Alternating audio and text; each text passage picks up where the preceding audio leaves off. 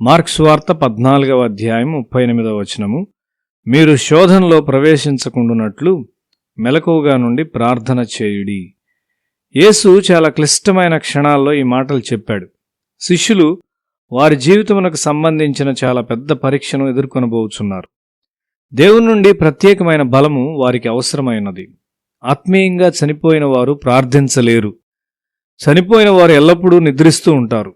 వారు రుచి చూడరు, వినరు, శ్వాస నిశ్వాసలు చేయరు.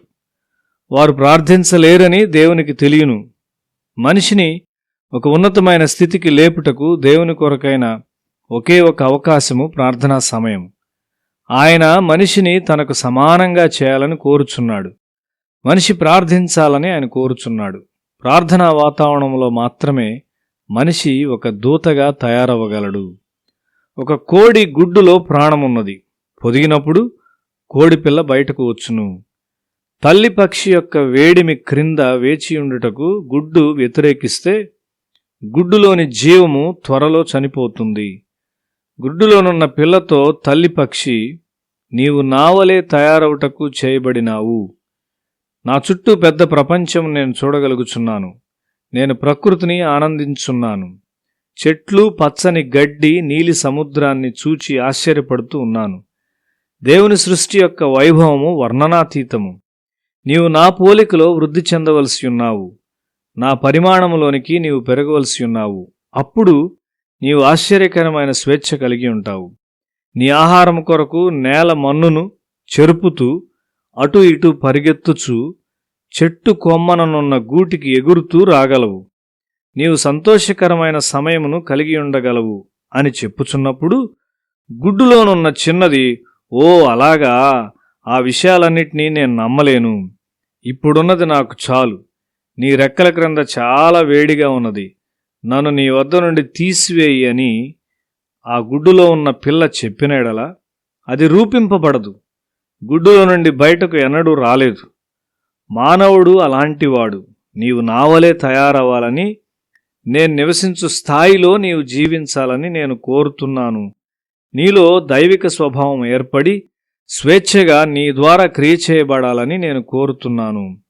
అప్పుడు నీవు మాట్లాడినప్పుడు చనిపోయిన వారు జీవంలోనికి వస్తారు. పాపముల చేత, అపరాధముల చేత చనిపోయిన వారు, పంది స్వభావాన్ని ప్రేమించువారు మార్చబడతారు అని యేసు చెప్తూ ఉన్నాడు. కాబట్టి మెలకువగా ఉండి ప్రార్థించమని మనిషికి యేసు చెప్పుచున్నాడు. అయితే మనిషి ప్రార్థించుటకు ఇష్టముగా లేడు. అతడు సంతృప్తి చెందిన వానిగా భావిస్తాడు. అతని హృదయము దుష్టమైన హృదయము. కాబట్టి నాశనము చేయుటకై క్రొత్తగా కనుగొనిన పరికరములను ఉపయోగిస్తాడు. పేతురుకు తాను ఒక సృజనాత్మక శక్తిగా మార్చబడబోతున్నానని తెలియదు. అతడెక్కడికి వెళ్ళినను దుష్టులైన మనుషులు మార్చబడ్డారు. చదువు ఒక నరహంతకుని మార్చలేదు. గొప్ప తాత్వికుల జీవితాలను నేను చదివాను. వారు వారి తత్వాన్ని ఆచరించడానికి ప్రయత్నించారు గాని వాస్తవిక జీవితంలో అది పనిచేయలేదు. వారి అపజయాన్ని వారు అంగీకరించారు.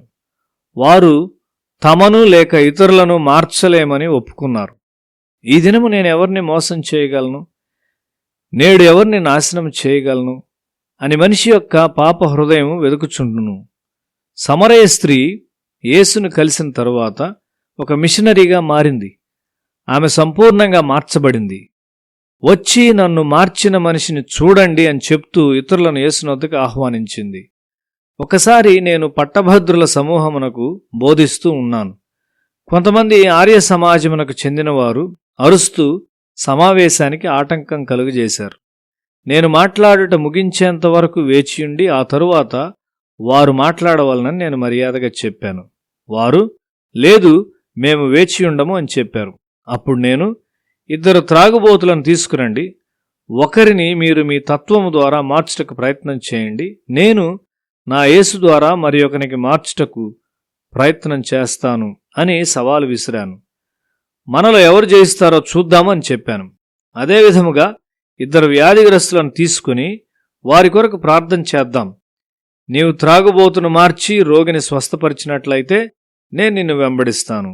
నీవు ఓడిపోయినట్లయితే నన్ను వెంబడించవలసి ఉంటుంది. ఈ సవాలును తీసుకున్నటకు వారు ఇష్టపడలేదు.